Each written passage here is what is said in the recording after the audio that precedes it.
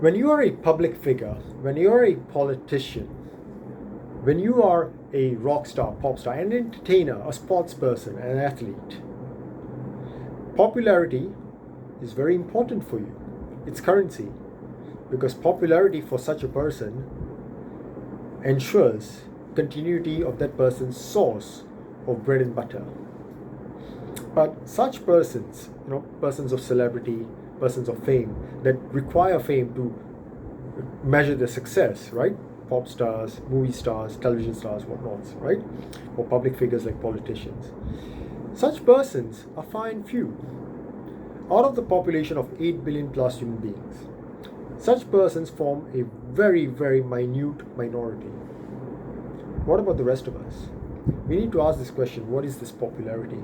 Where it's not currency for us. This popularity is basically affirmation in quantity, in volume, that is external to ourselves, that's coming from the outside. Now, what does this popularity generally mean for most people who are not celebrities or public figures? Let me tell you what it means.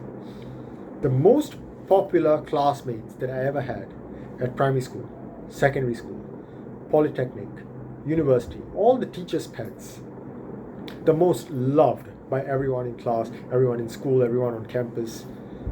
When I try to look for them today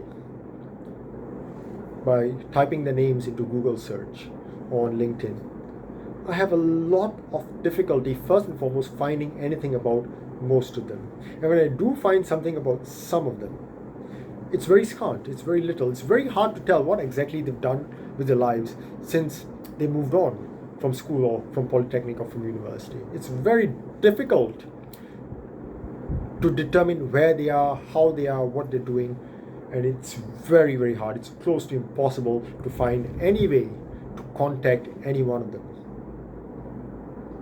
So what has that popularity at the early stage of life, that affirmation that came in volume, large volume, from people around them at that early stage in life, necessarily done for them?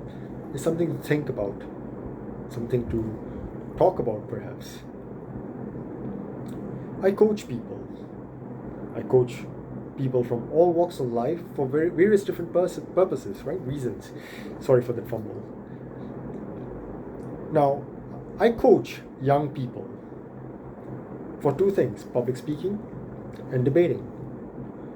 And common feedback that I often get, I've been getting for many years now, from a lot of my best performers, best public speakers, young public speakers, some of my best debaters that I've ever had the privilege, the honor of coaching.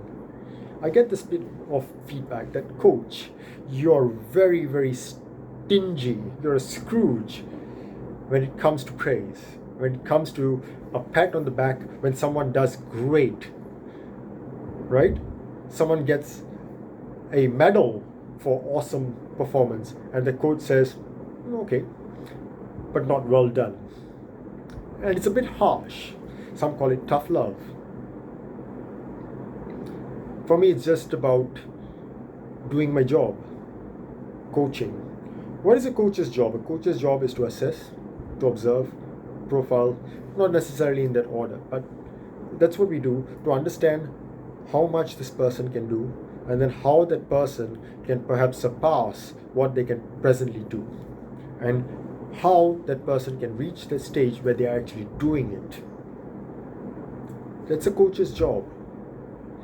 And if I'm coaching someone, and in the course of that coaching engagement, I'm developing someone to be able to translate thought to speech and to do it fluently, and I start going, hey, you're doing great, you're doing excellent, you're doing awesome, I start giving them pats on the back, what do you think is going to happen? That person is going to become beholden to me, because that person then starts to become reliant, dependent on my view, my perspective, my perception of them, of what they're doing. They start to measure themselves by the standards that I would then be setting for them, even if unintentionally, inadvertently, by doing those sorts of things like, hey, you're doing great, awesome, great job, best ever, pat on the back. And that can be very damaging, because what am I coaching people for? Not to become reliant on anyone, anything, not even me. Is to move on from me and not ever need me again, and not just me, but never need anyone else ever again. And that's not going to happen if they become dependent on my view, my perspective, and my standards of measuring themselves.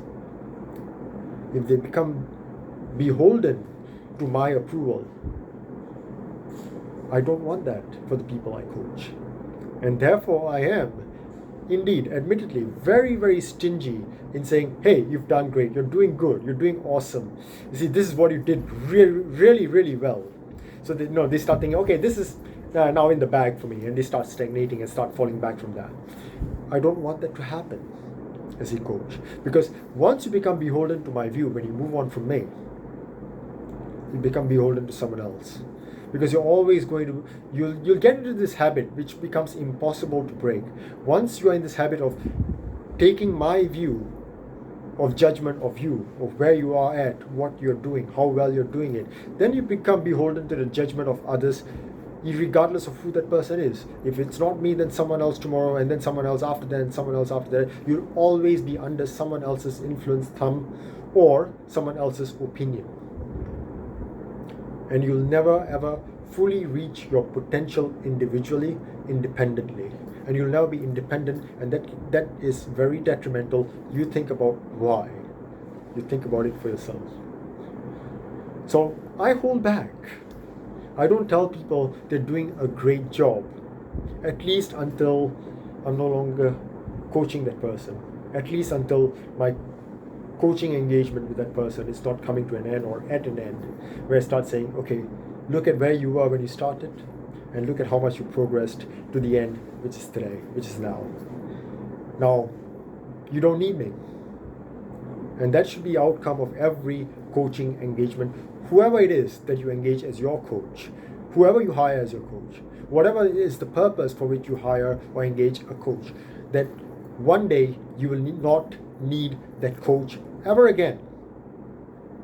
And not just that one coach, but for that specific purpose for which you engage that particular person as your coach, you'll never need anyone else to ever coach you again, nor will you be reliant upon the approval of someone who is not you.